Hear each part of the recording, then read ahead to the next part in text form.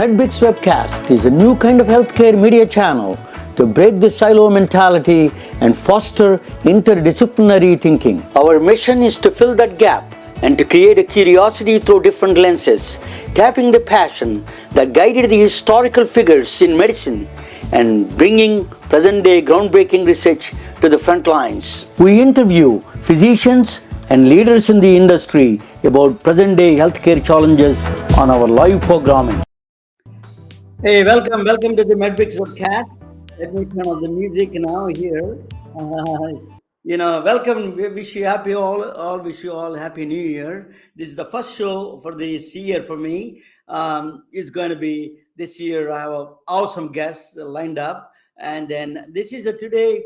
I'm going to present. I'm going to talk with a neurorehab doctor, a neurorehabilitation doctor. That's going to be interesting.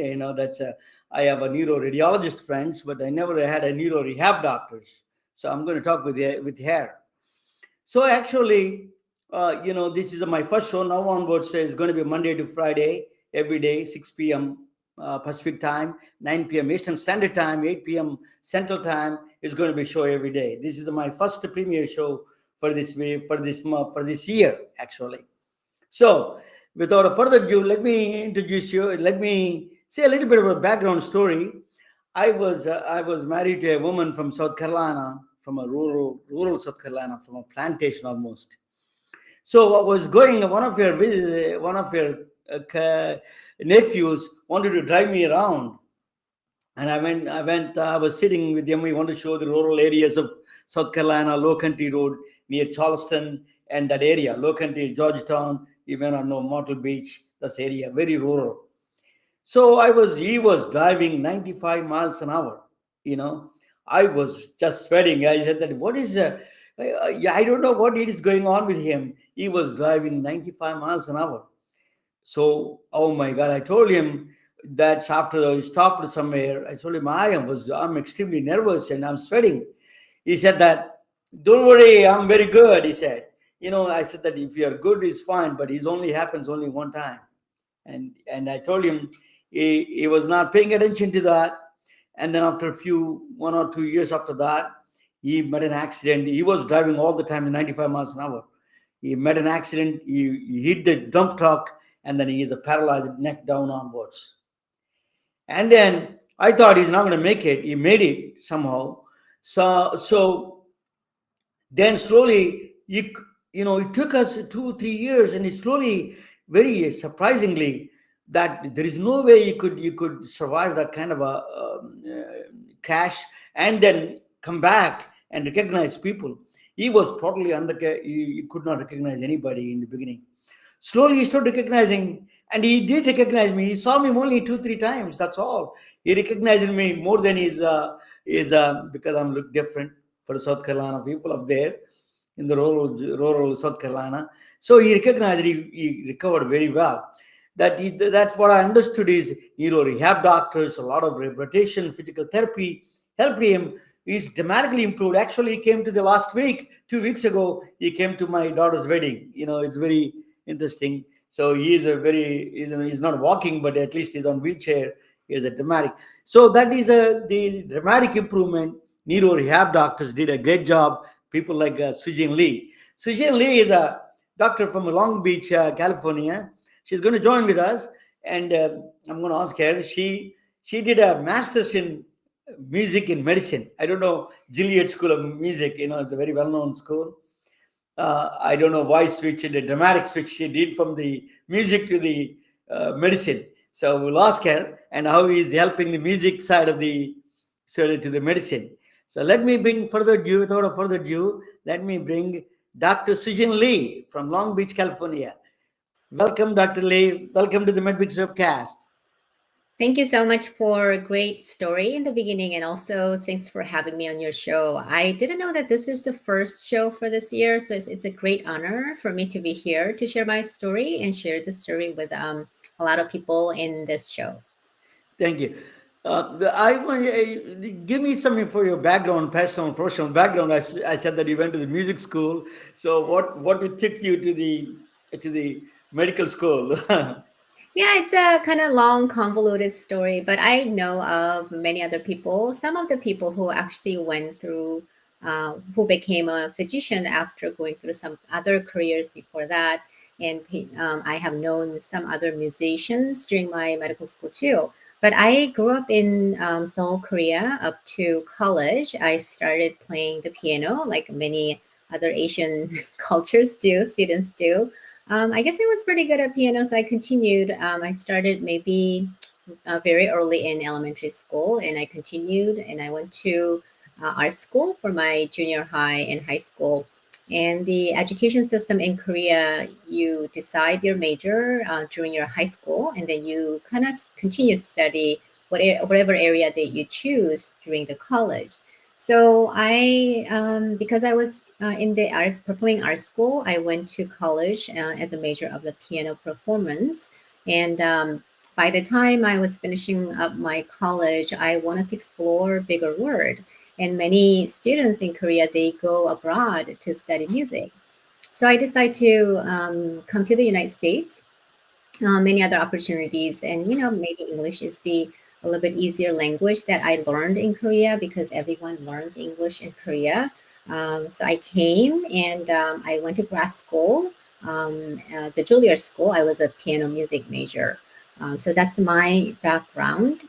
After finishing my grad school, I got married and I had a kids. And original plan was going back to Korea and become teach in a university. But since I got married and stayed in California, I looked into different options, what other things that I enjoy to do. And I always had some fascination in science, some computer science and research. And also I liked chemistry rather than biology. So I looked into medicine if there's any opportunity to do something in medicine. So I started taking some classes in local community college, chemistry and math and biology, and I enjoyed. I decided to pursue pre-med. I finished it about 2 years. Also, I volunteered different settings. I was emergency medicine technician, EMT, for about 6 months, and also did some volunteers in hospice, some shadowings. So I feared medicine is a good field for me to go. So I decided to go to medical school, and then, well, I went to the UC San Diego. That's where I was at the time. So I got lucky to get into UCSD at the time. So I pursued my career in medicine. It's a great winding story. My brother lived in Korea for 10 years. He was doing in a Ulsan district in Busan. He Mm-hmm. was doing building a nuclear reactor for Oh, Canadian wow. government. So I'm very quite familiar with a lot of. I'm very close to a lot of. I I you know my past life. I was dating a Korean woman. Yeah. It's really I love Korean food. So anyway, Many people enjoys Korean food, and it yeah, became that's more popular. And yeah, absolutely. hmm Let me ask you, what is the neuro rehab doctors do? mm. It's always interesting to me. I was telling a story about my nephew. Yes. So tell us a little bit about the neuro rehab, what you all do. Okay, so I decided to go to physical medicine rehab as my specialty for my residency. I enjoyed the medicine part of it, but I didn't want to do internal medicine or family medicine. And I also enjoy doing some procedures, and I wanted to spend more time for the people who are in recovery phase. So I did a physical medicine rehab, and first year I got interested in research in spinal cord injury, and I decided to do clinical fellowship. So after my residency, I did a spinal cord injury medicine research clinical fellowship, and I also did some research over that. So neuro rehab is, I think, if you're neurology residency, then you can go into spinal cord injury fellowship or traumatic brain injury fellowship. I think both of them are fellowship required at the time. So the people who does neuro rehab is the people who works with the patients who has neurological deficits. It could be central nerve system, which is brain and spinal cord. So if you have a brain injury, then it can be a traumatic brain injury or any kind of a brain tumor, infection, stroke. It's big on neurology side of it. My specialty is a spinal cord injury. So any kind of etiology causing spinal cord injury, and most common understanding of a general population is people are paralyzed, who is not able to walk or who's not able to use their hands freely. Those are the people that I take care of. And I'll also do some of the pediatric rehab.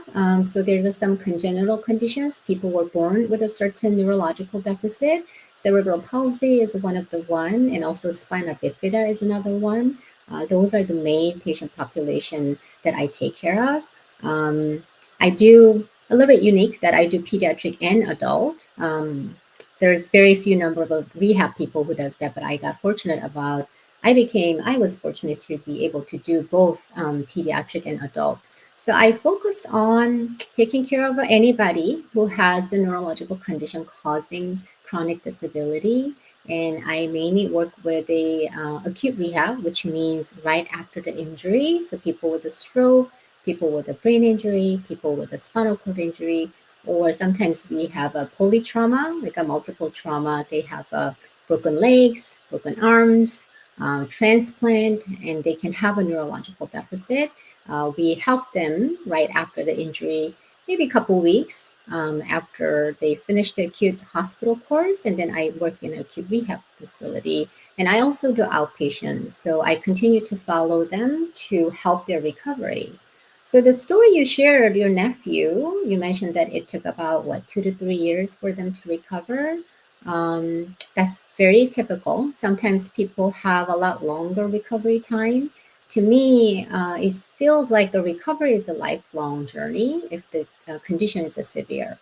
And it's very important to have a good support system. So I'm not working just myself. I work with other therapists, social workers, counselors, very big team. I usually work together. So that's like a neuro rehab. I think it's becoming more aware. General population is aware because we have a bigger aging population. So they ended up having more complicating neurological conditions. So I believe the general population become more aware of our specialty. Just give me what is a. You mentioned something interesting. You said that the Asian population are more prone to the neurological problems. I wouldn't say aging population is more prone to, especially these days. I see more younger people having stroke. In our acute rehab, we used to see people in their 70s and 80s, but now some people live longer. So we take care of the patients in their 90s, and sometimes we have a patient over 100 years old too, because of the longevity of the. I think it's part of it is the general population became a little bit more healthy. Also, there's the advancement of a medicine that keeps people healthier and live longer. So we see really old age people. Also, I'm not sure what's the cause of it, but lately I see more of a younger people in their 40s and 50s having stroke. Mainly those people tends to have other underlying conditions, something like diabetes and hypertension or obesity. And during COVID, I think I may see some more because COVID, some of the COVID, one of the complications is causing hypercoagulative state. So the blood become a little bit thicker, and then that can cause having more stroke. So we saw a little bit more increased population of a stroke during that time. Now I see more patients are a little bit younger, 50s and 60s. I will be interesting to see actually publication. What's the general publication actual study shows? But in my acute rehab, I feel like I see a little bit more younger patient population. You mentioned COVID. You know that a Mm, lot of long COVID. A lot of people yes, talk about brain fog. What is yes. that? Do you deal with that kind of patients? I don't particularly take care of a long COVID patient population, but I know some of my colleagues have, or they're the leaders of the long COVID care. So they come up. It's I think they consider that as a part of a brain injury. Some of the cognitive deficit. I don't know the exact etiology why people have those kind of things, but it's very common to have some autonomic dysfunction, which means I think one of the common thing or um, some pathology that known to general population is POTS, postural orthostatic tachycardia syndrome. It happens in the younger patient population in their 20s and 30s. Actually, what it is when they change their position, their heart rate goes really high and their blood pressure drops. So it could be very debilitating because whenever they try to do certain physical activity, they get lightheaded and they can't do anything. Usually happens in young female in their 20s and 30s, mainly 20s or late teens too. And a lot of times it takes certain testing and some equipments to test it. So many patients don't get diagnosed. They just get lightheaded, and many physicians are not able to figure out exactly what's going on. But there are good, some of the clinics actually have the equipment and experts who is able to diagnose. And also there's a nationally, I think they're building more long COVID clinics because they can have a chronic shortness of breath. Also, brain fog is another one. And I don't know the exact number statistically, but I've heard during the COVID, during active COVID infection period, they can have blood becomes a little bit thicker, so they tend to have a more blood clots in their body. That was the one of the complication from the COVID. So, Sujin, Hmm. what is involved in the neuro rehab program? What do you do exactly? Briefly, if you can give us a brief steps, what is the neuro Yes. rehab doctors do? What Yes. procedures, what process you do? Yes. So in acute rehab in adult side, we patients stay in the hospital, and then they usually stays about 1 to 2 weeks, and we are the main doctors who manage what kind of therapy they're going to get, what kind of equipments they need, what kind of nursing care, some general medical management, and also we have all the consultants available. Especially because my acute rehab is part of the bigger hospital system that has all the specialists, like a neurosurgeon, orthopedic, medical, internal medicine, and all the other specialists, nephrologists, hematologists. My role for acute rehab is managing the team, including the patients and their families, case manager, social worker, and all the therapists, physical therapy, occupational therapy, speech therapy. We also have a recreational therapy. And pediatric side, we also help them to how to integrate their school system while they're in the hospital. So rehab doctors are leading leader of the team. So we kind of supervise and overlook all the cares the therapists they get and all the medical management. We do that. And when the patient goes to home, we continue to follow, and then we communicate with all the other specialists and all the doctors, make sure that patient gets the right type of a therapy, if they need equipment such as a wheelchair, shower chair, some type of braces, some amputation patients, prosthetics, artificial legs, those kind of orders, we manage those ones. In pediatric side is very similar too, but as I mentioned that we take care of the family, entire family, and also school system. We integrate communication with the school so that the kids can go back to school with any type of assistance they need, because sometimes um, kids are not ready to go back to school in full time with a full capacity, but we still want them to participate in school. So we communicate with the school to accommodate their needs. So it's a lot of team effort. Teamwork. Yes, but it's very rewarding and it's very, I enjoy a lot myself. So that's what we usually do as a rehab doctor. Actually, there is I don't know whether you saw this movie a long time ago came in. It's called Mhm. Awakenings by Robert De Niro. Mhm. It was you probably are not even born at the time, 1980s, really. I know of the movie, but I don't think I watched the movie. So, Uh-huh. what is the mystery that all of a sudden people they take some medicine and all of a sudden they become a full aware of the self awareness come out Mhm. from nowhere? So, what is Mhm. this mystery? Do you feel that mystery of the brain sometimes? It's a very it's a mysterious brain is a mysterious organ. Do you Mhm. feel that mystery behind it? I think the our nerve system, brain and spinal cord, is an amazing organ, and it's a I see it as the God's creation. Anything in the world, I'm not religious person. I'm spiritual. There's a bigger energy and force and whatnot created us, and then the brain and spinal cord itself is a very complicating organ. But what I see when the patients have a breakthrough, so think there was a traumatic brain injury. One of the female politicians, she was in a not necessarily coma, but she was very confused for a very long time, but she had a recovery. And you sometimes hear the story of some people were in coma for 3 years, all of a sudden they wake up and they recognize the people. um, my understanding or my explanation for my patient is there's a threshold. In able-bodied people, normal people, we have a very big threshold. Let's say the brain capacity is this much. You can hold the stress about this much. And then when there's an insult or injury comes, and if it doesn't hit the bottom, it will maintain its function. And when it hits the overpass the threshold, it goes low, then brain function decreases.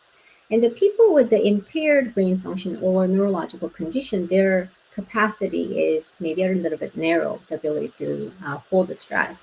And what happens is, let's say this is a threshold that patient can function or people can function. When their injury causing their ability around this, they're improving here little by little.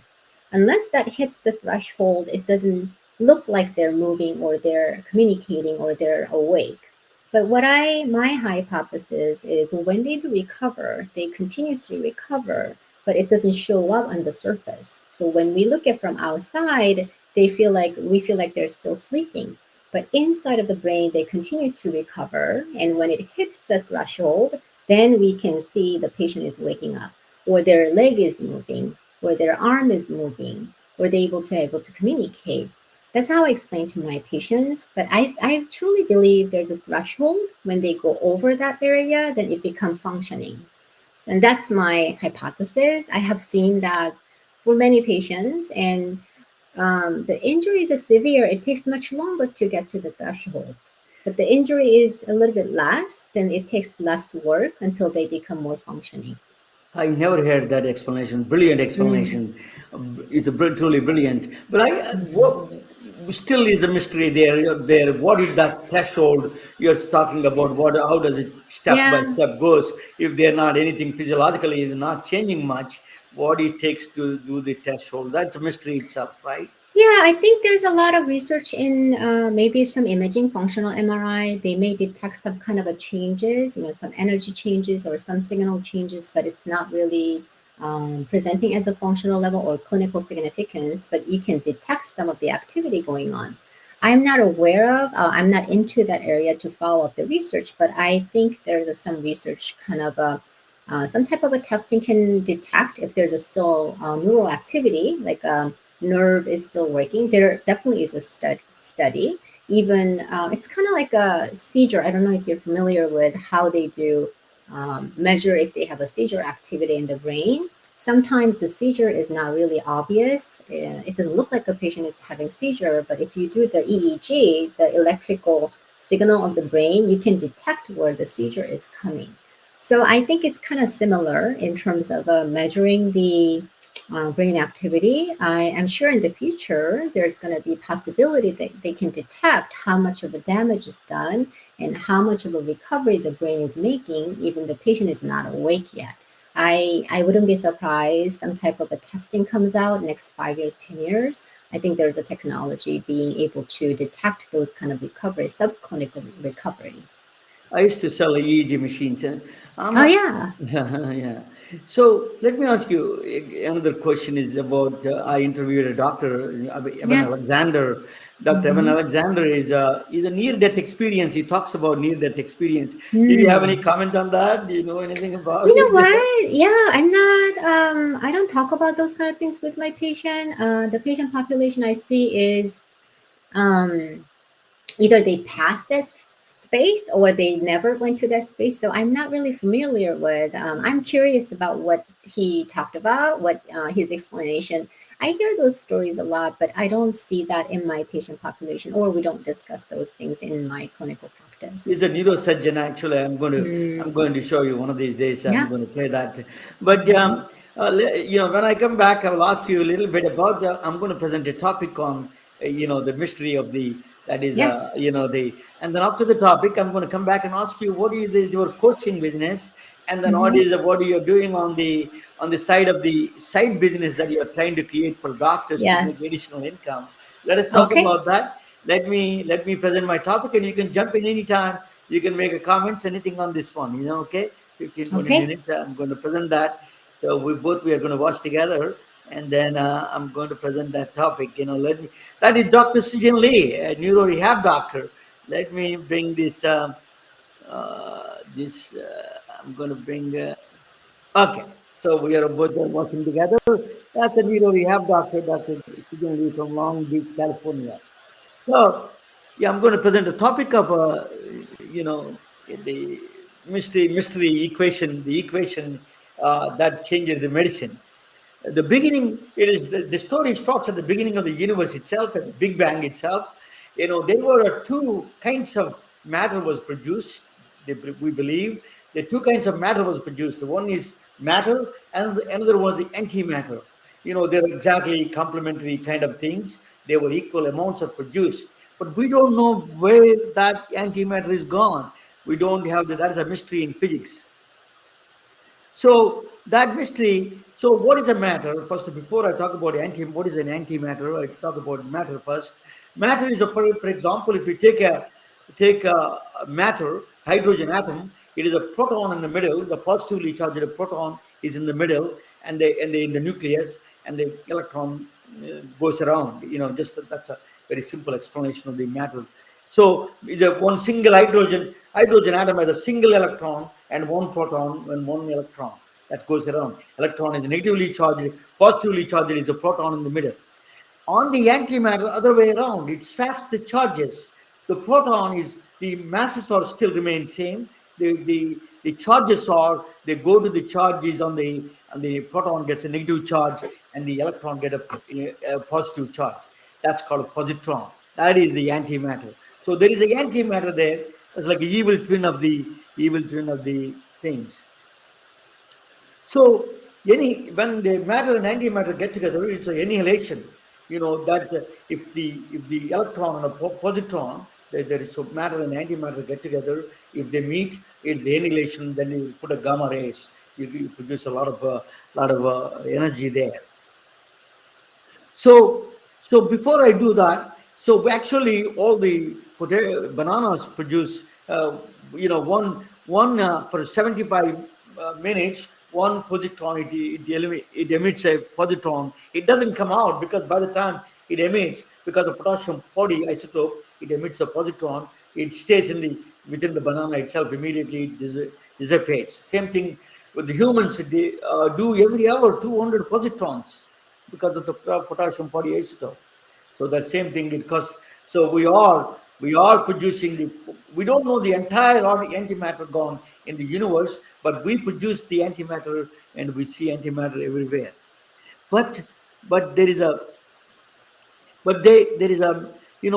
1 gram of antimatter costs about $65 trillion. So 10 years of economy that he needed. So it's not that they produce in the CERN, this hadron collider in the Europe. They produce these kind of things. So they produce a very minute amount. 1 gram if you want it, that's the most expensive one on the planet. So it's the 10 years of economy of the United States. So actually, they caught the antimatter because antimatter is very unstable. It immediately interacts with the matter itself and annihilates. So, but they kept it for 17 minutes through magnetic spectrum, magnetic forces, and transported the 4 kilometers. So they eventually, what the plan is, if they want to go to Alpha Centauri, another star, they can use this fuel for interstellar fuel, basically. So that is but the war. There is a war of gods happened. There's a two war of gods. They're not gods in physics. Albert Einstein, Niels Bohr. These are the two powerful scientists in the physics. Albert Einstein used to say God does not play dice because what he's talking about is that the randomness of the quantum physics. He says he's a determinist, and he says everything is fixed and located, everything is there. So, but Niels Bohr said that don't tell God what to do. That's what he retarded that thing. That's what he said. But he's Albert Einstein is a brilliant 25-year-old producer of one of the most brilliant theories of the science. Is called a special theory of relativity. In the beginning, 1905, he wrote the paper that is about the particles traveling in. If he imagined a situation when if he sits on the particle of photon, a light particle, what it looks like the world. So he came up with the idea, and then he came up with a special theory of relativity, time dilation, and all those things. So Niels Bohr is entirely different field. He came out. It's called quantum physics. Quantum physics came out with the particles and waves.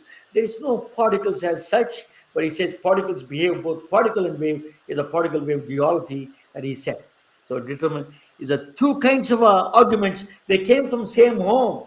Is like two brothers. They came from the same place, but they don't know each other. That's what happened here with the special theory of relativity and quantum physics came from the same Big Bang, and that the rules came out same way, but they don't match. They cannot accommodate each other. So that is a bigger problem in physics. So what they did, they came up with a piece.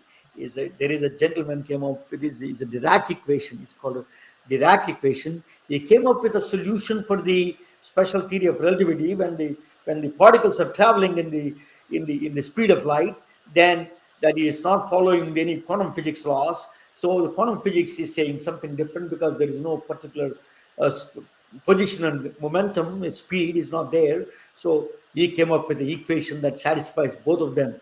He is a quantum physics. He combined quantum physics. Is the equation is a Dirac equation. Who came up with this equation? His name is Paul Adrien Maurice Dirac. He was born in England. He was born in 1902. He came up with this. He's a brilliant. He doesn't talk much. He used to talk one word per hour. That's what they used to say. He is a very minimum talker, but he produced one of the brilliant physics. People don't know about him. He's only among the physicists. He's very famous, but outside of physics, people don't know him. His name is Paul Adrien Maurice Dirac. People call him Paul Dirac. He is the one. He gave that equation. That equation. Let me go back. Sorry that I did. That equation is a Dirac equation. It's one side of the momentum of the electron, and there is the mass of electron on the other side. Psi is the Dirac wave function. I don't want you to scare you with all the equations, but it is basically, that's why you all went into the medicine. So I know that I don't want to scare you. The equation is such a brilliant equation. It captures the reality around us. It is one of the most brilliant insights into the physics. He's 26 years old. He produces that equation. So Dirac equation, matter and antimatter is produced. He imagined no one ever thought there is antimatter exists. They never thought. They say in the scientific world there is no concept of antimatter.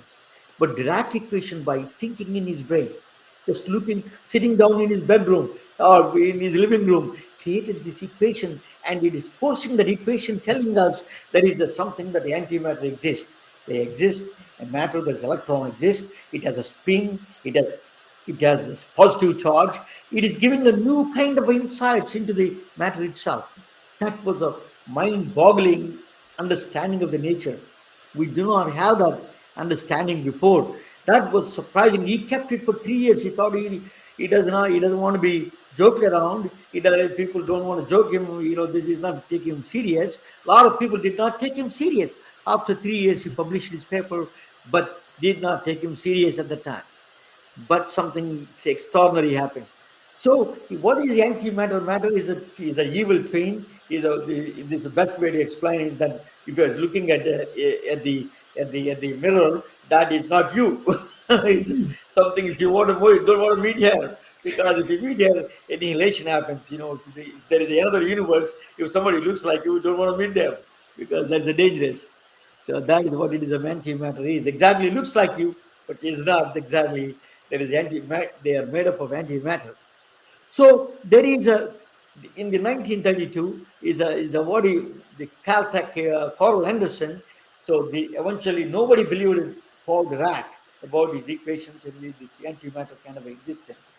But Paul Dirac, Carl Henderson, 1932 Caltech published it. He experimentally proved there is a positive electron.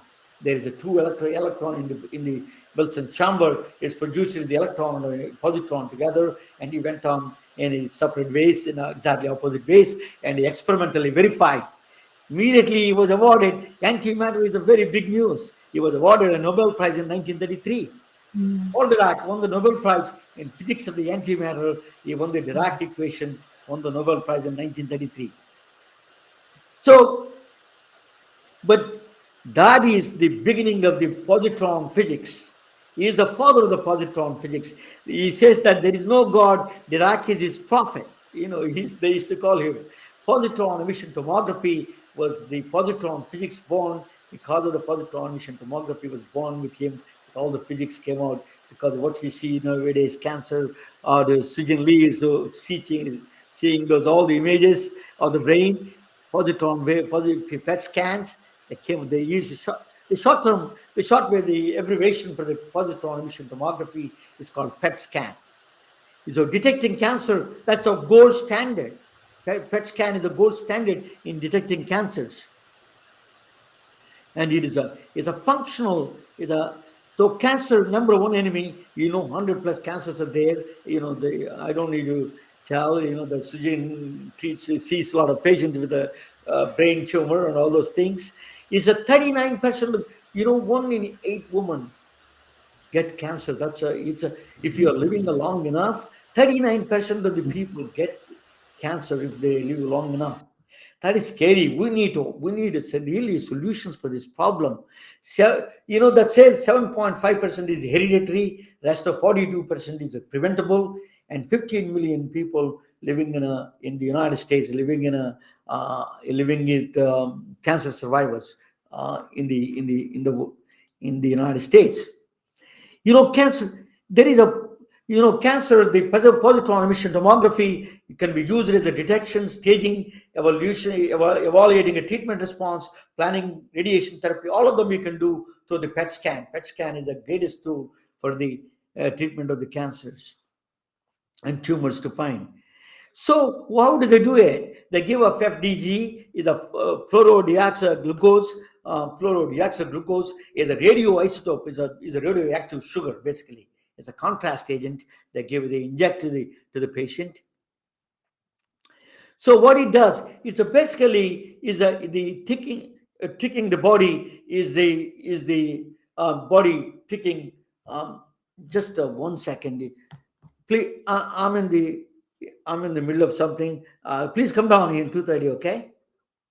Yeah, so I will reach there within 15 minutes. Okay, thank you. Come down. So sorry about that. There's an important call that I have to answer. Sorry. So, but FDG is similar to the chemically is the same thing as the glucose. Okay, it's no difference.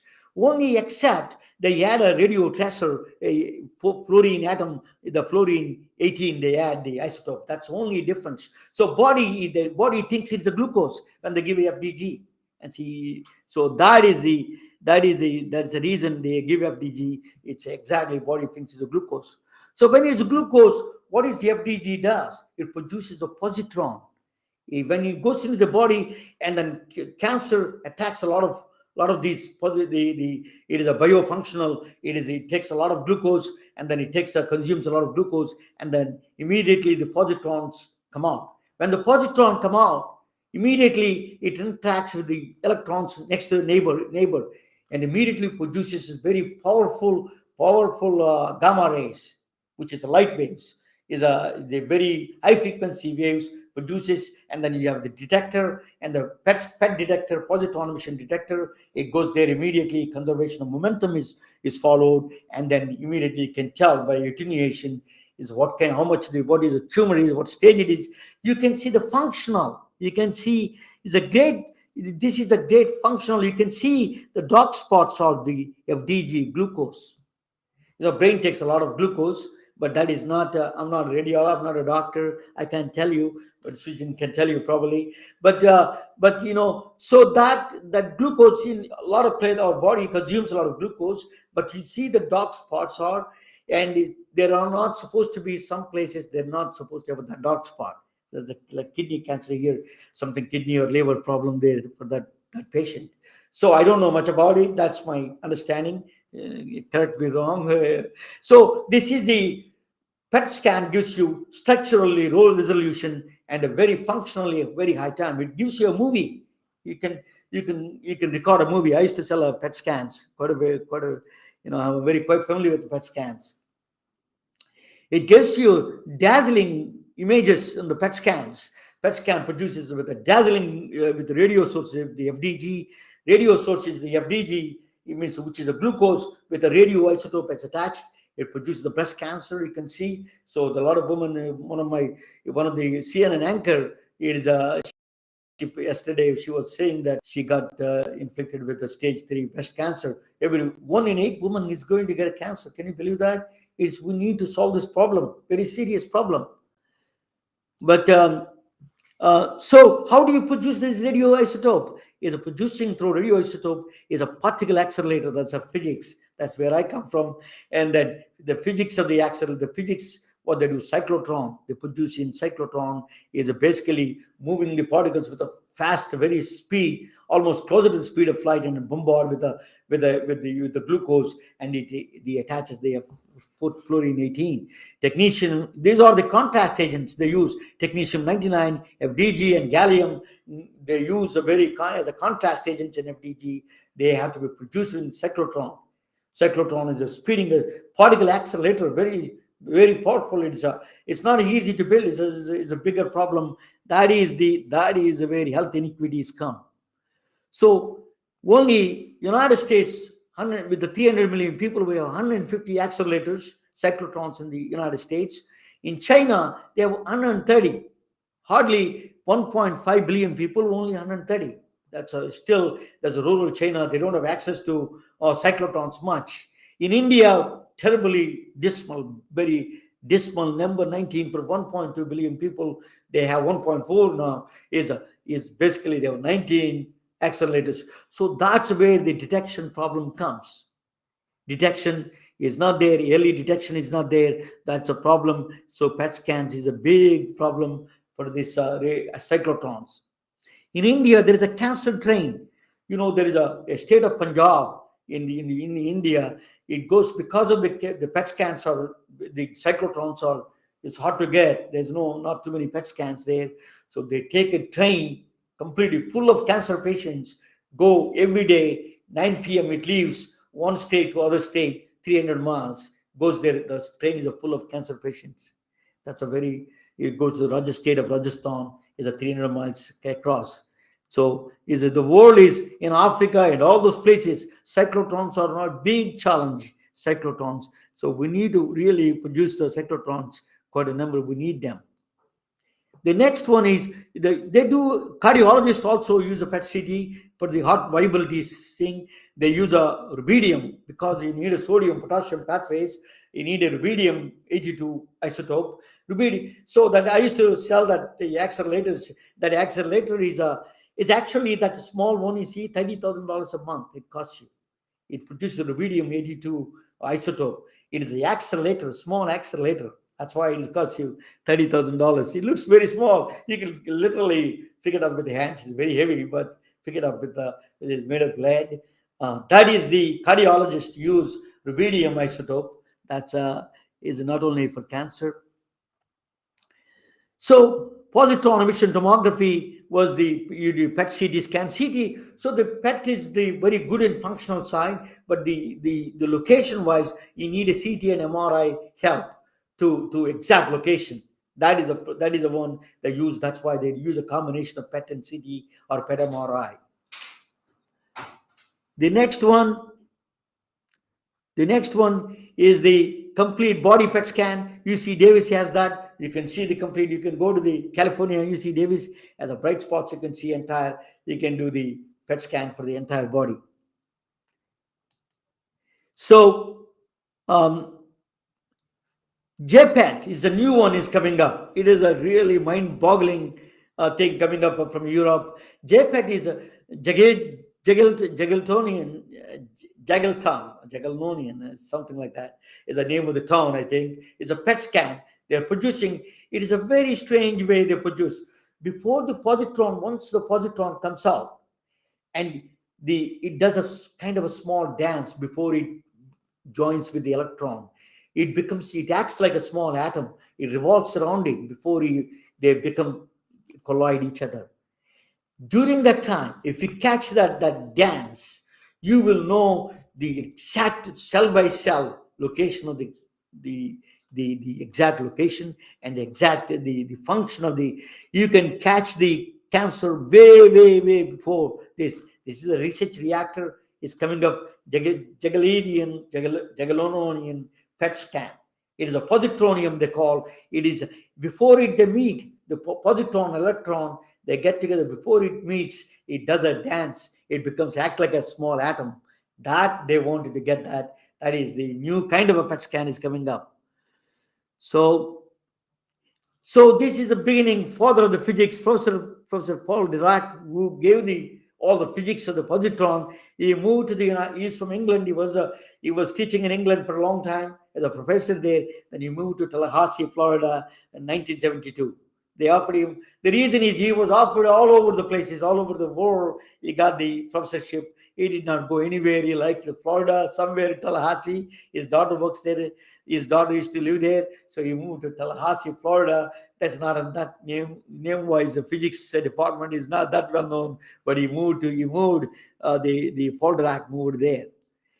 So he gave the final lecture. He lived 10 years or less than 10 years. He lived there. By the time he gave a final lecture, died in October 10th, 1984. He died. He's one of the most brilliant physicists who gave the birth of the positron physics.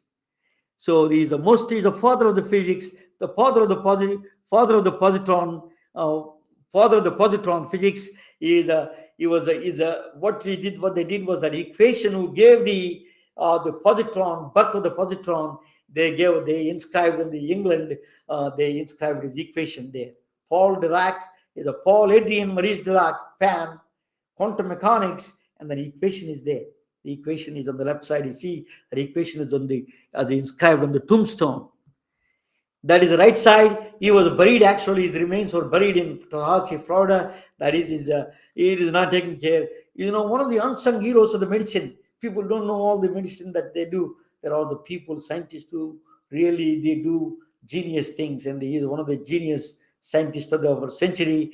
He is one of the most respected, and every cancer patient should owe a gratitude to this greatest physicist of the century, Dr. Paul Adrian Maurice Dirac. Thank you for watching, and you can buy T-shirts on my screen. And let me bring that.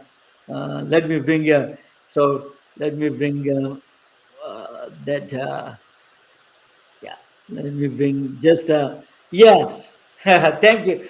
The Sujin Lee back to Sujin Lee. So what do you think, Sujin? Oh wow, it's amazing history that I didn't know about. We use PET scan quite often for our patient population, and then the PET MRI. But I didn't know that the newer upcoming device. When I used to do research in my pre-med years, that there's the photon spectrum that you can actually detect in the cell, the movements of the water movements in there.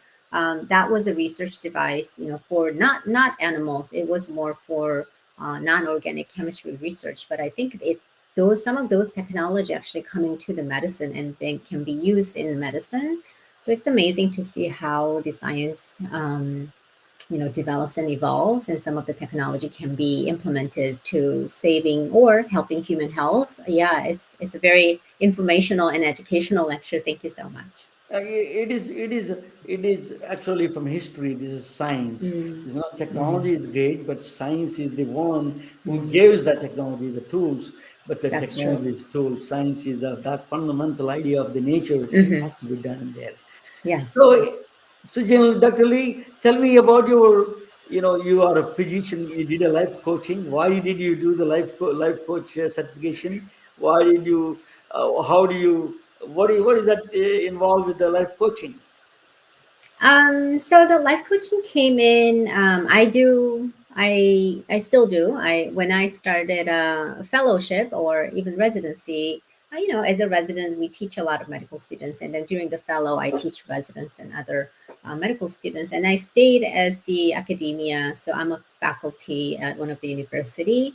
So, teaching and mentoring has been always part of my career. And when I became attending about 4 years after, I was kind of thinking I started as a part time clinician because I had an interest in research and administration. So I did some of the research and consulting work. And I figured there might be something more than just seeing patients. So I was pretty successful in terms of taking care of a patient my professional journey, but I want to take it to the next level. So I looked into some of the guidance and mentorship, and I found coaching, professional coaching, especially for physicians. So that helped me to propel me to a next level of my career. So I explored what other options are available. So I ended up doing some of the expert witness work. It's a medical legal work, and also I um, continue to help other physicians how to design their career. The physician burnout has been a big issue, especially it got really, really bad during COVID, late 2019, 2020, and 2021, and it still continues. And the change in healthcare system culture, how the big healthcare organizations employ the physician, they work a lot of hours. So there's a lot of physician burnout. And there's a definitely big need of a career transition, or many physicians wants to explore something outside of medicine or a little bit different from the corporate medicine. So many physicians wants to explore something they're passionate about, either inside or outside medicine.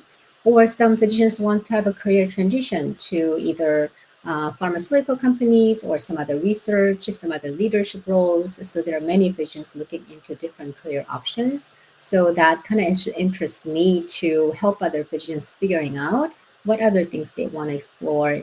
You don't have to stop practicing medicine. Many physicians think, if they want to do something different, they have to stop seeing the patient.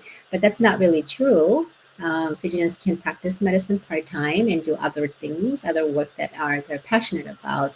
I have met many different physicians doing different things. Some are artists, some are musicians, some are decoration. They have investors, and there are many different type things that physicians can do, either inside of medicine or outside medicine. So that's why I got interested in coaching for career development, professional and personal development.